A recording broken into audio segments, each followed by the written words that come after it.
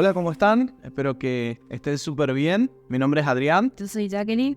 y en este quinto episodio queremos seguir contando un poco cómo fue transcurriendo todo lo que vivimos con Olivia y, bueno, todo lo que sigue respecto a todo esto que vivimos.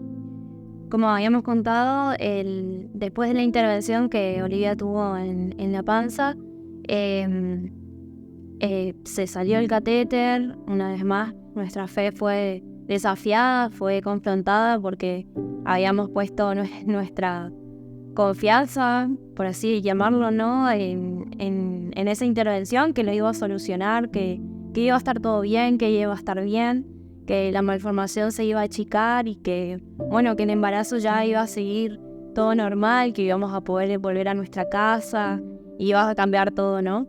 Pero bueno, pasó que se salió el catéter y empieza nuevamente a crecer esa malformación.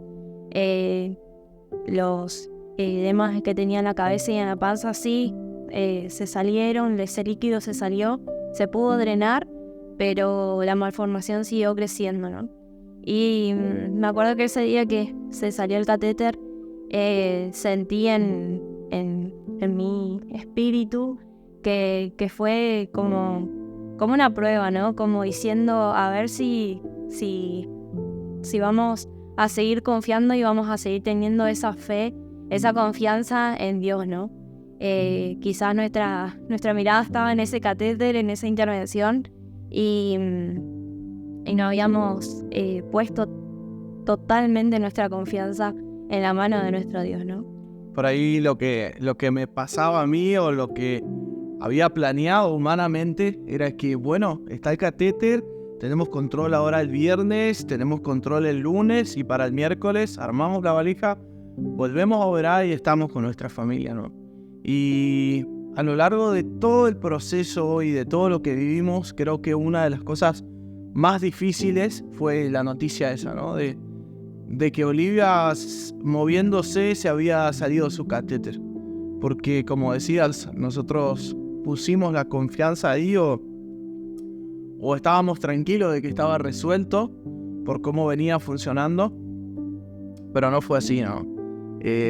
Tenía mucho más historia todavía y supongo y entiendo también de que era esa prueba más, ¿no? Bueno, ahora que estaban un poco mejor, van a seguir confiando si les saco esto que les daba esa paz y tranquilidad, ¿no? Y realmente nos motivó a seguir. Sí. En esos días, después del control de cuando nos enteramos que se salió el catéter, tuvimos control 3 veces por semana, lunes, miércoles, viernes, todas esas semanas tuvimos controles todo el tiempo porque teníamos que ver que los doctores necesitaban ver que Olivia esté bien, que no se haya descompensado otra vez, que no haya tenido edemas otra vez, que ese líquido no vuelva a su cuerpo otra vez y que se empeore, porque una de las probabilidades era que si se salió el catéter, que volvamos a tener que tener esa misma intervención poniendo otro catéter. Realmente las probabilidades eran muchas de cómo seguía la situación, ¿no? Y en esos próximos controles vemos que la malformación crece, pero ella no estaba descompensada, no volvió a tener edemas, no volvió a tener líquido en su cuerpo. Entonces los doctores deciden ahí esperar, seguir controlándole y, bueno, esperar que siga así, digamos, que no empeore la situación de ella, ¿no? Los próximos días, era una semana después, empiezo a sentir muchos dolores como contracciones en la panza y volvemos a la clínica, al hospital, y nos internan, donde nos dicen que sí, eran contracciones y que había tenido una infección urinaria y, bueno, tuvimos que tener ahí ese día internados. Sí, ese día me acuerdo que llegamos como a control de rutina, ya el quiste no estaba creciendo más, si bien había desarrollado tanto tamaño anterior y después como para desplazar el corazón y apretar el pulmón derecho, pero estaba dentro de lo que se puede decir estable. Estaba manejando un CBR de 1,7 o 1,8 en su máximo momento ahí, pero ahora teníamos otra cuestión. ¿Qué pasa si Olivia nace con 26, 27 semanas? ¿Cómo vamos a estar, no? ¿Y cómo va a estar Olivia? Así que ahí empezaba otro desafío y bueno, estábamos encomendados en las manos de Dios, con paz de que Dios estaba de control de todo. Me acuerdo que bueno, le internan a Yaque y le hacen controles ahí, siguen controlando y cuidando para que no siga teniendo contracciones. Y en ese momento, como veníamos con la situación de que la obra social no se estaba haciendo cargo de tenernos ahí en esa institución privada, ya veíamos la posibilidad de que teníamos que irnos, ¿no? Ya no teníamos recursos para poder seguir ahí y ya estábamos hablando entre nosotros y con nuestra familia de que nos teníamos que ir a un hospital público, ¿no? Y en ese momento me acuerdo que llamo a la familia y algo que me manda el Señor a la mente y viene a mi corazón es: Dios va a hacer lo que tiene que hacer, ya sea en el hospital más prestigioso que haya en el mundo o en la salita que haya en mi barrio, ¿no? Y eso le transmito a la familia y le digo: la voluntad de Dios va a suceder, ya sea acá o sea en el barrio nuestro, en la salita.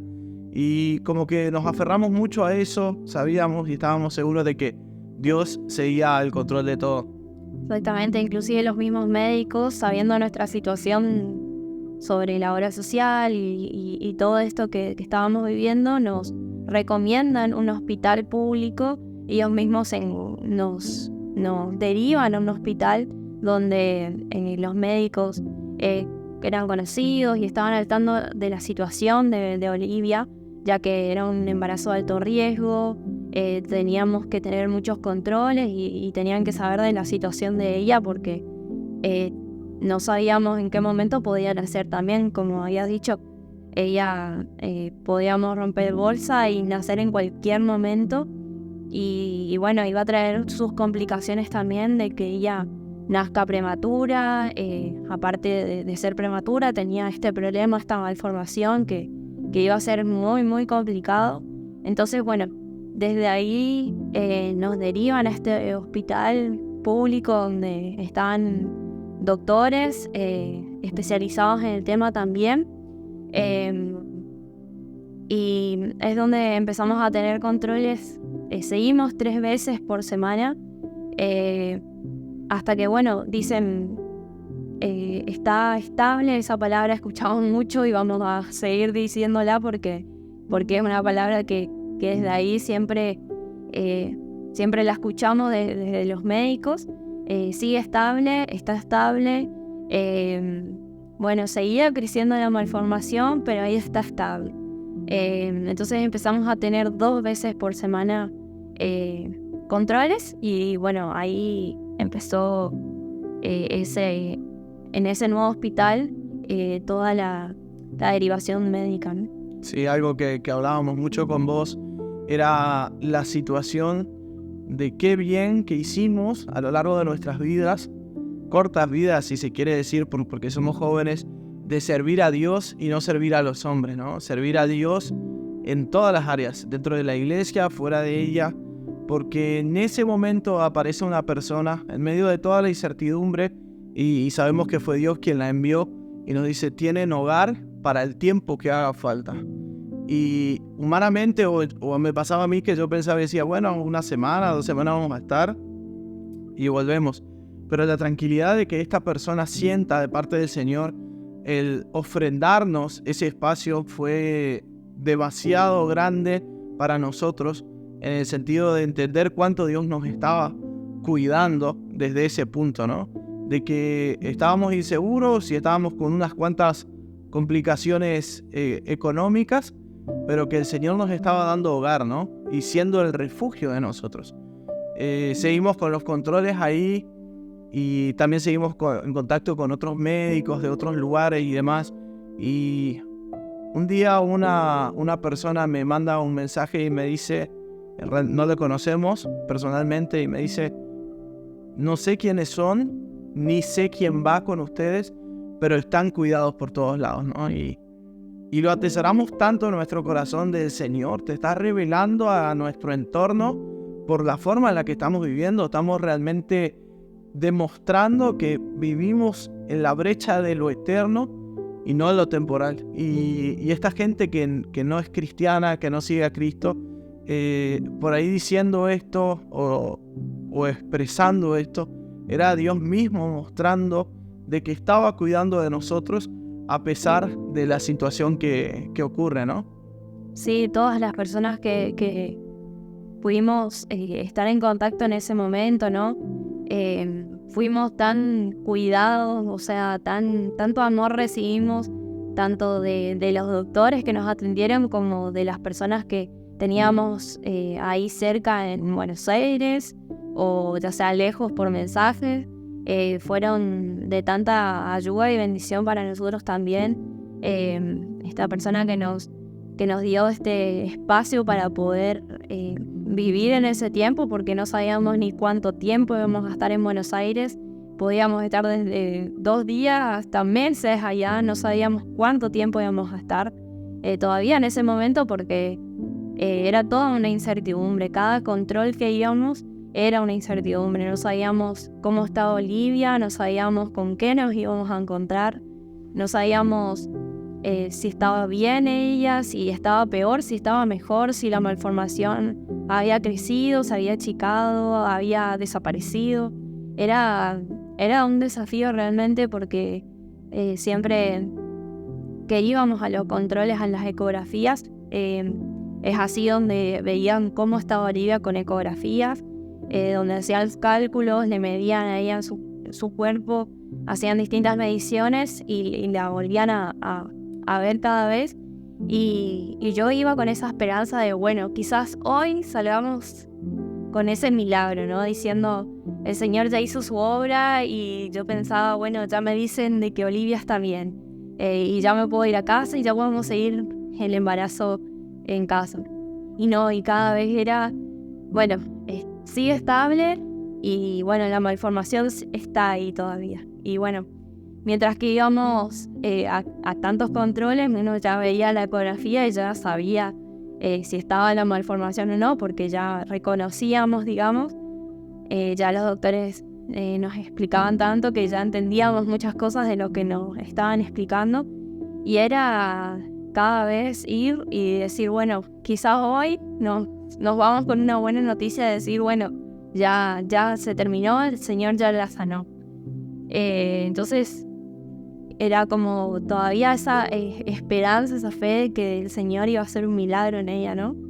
Pero no sabíamos cuándo, no sabíamos cómo, no sabíamos con qué nos íbamos a encontrar cada vez. Sí, por ahí era repetitivo en todo momento esta situación de incertidumbre, como decías, de estar confiados cada vez de que el Señor ya lo hizo, y orando de todas formas, pidiendo a Dios que haga la obra, ¿no? Que actúe en la vida de Olivia, que borre y quite toda esta malformación, o si se quiere hasta pensando en que teníamos que despertarnos y era un sueño nada más. Pero el Señor todavía tenía más para nosotros, si bien nuestra fe iba probándose vez tras vez, porque se veía confrontada un poco con la realidad que nos tocaba vivir, pero seguíamos confiando en Dios, seguíamos sabiendo de que Dios estaba al control de todo, y por sobre todo no perdíamos la esperanza de que control tras control íbamos pensando de que Dios en ese control podía hacerlo, ¿no? Y Dios, sin embargo, estaba con nosotros y nos enviaba gente, nos enviaba amigos ahí en Buenos Aires que sabemos que venían de parte de Dios, ¿no? Incluso nos sacaron a almorzar, pasaron tiempo con nosotros, gente que no vemos hace mucho o que vimos muy poco en nuestra vida, pero era Dios enviando con palabra y con hechos para estar con nosotros en ese proceso, si así se quiere llamar, ¿no? Y qué bueno saber que todo lo que hacemos para Dios, y ponernos a analizar si realmente lo que hacemos lo hacemos para Dios. Si nosotros actuamos y hacemos la obra para Dios, Dios se va a encargar de estar con nosotros, se va a encargar de obrar. Si nosotros lo hacemos como de una parte humana o para humanos, va a ser muy diferente la situación. Así que, bueno, todavía queda mucho para compartirles y mucho para contarles. Gracias por estar con nosotros en este tiempo, y entendimos de parte de Dios que queríamos seguir contándoles esto de viviendo lo eterno, y les invitamos a que sigan viendo, y como siempre digo, Dios al control de todo.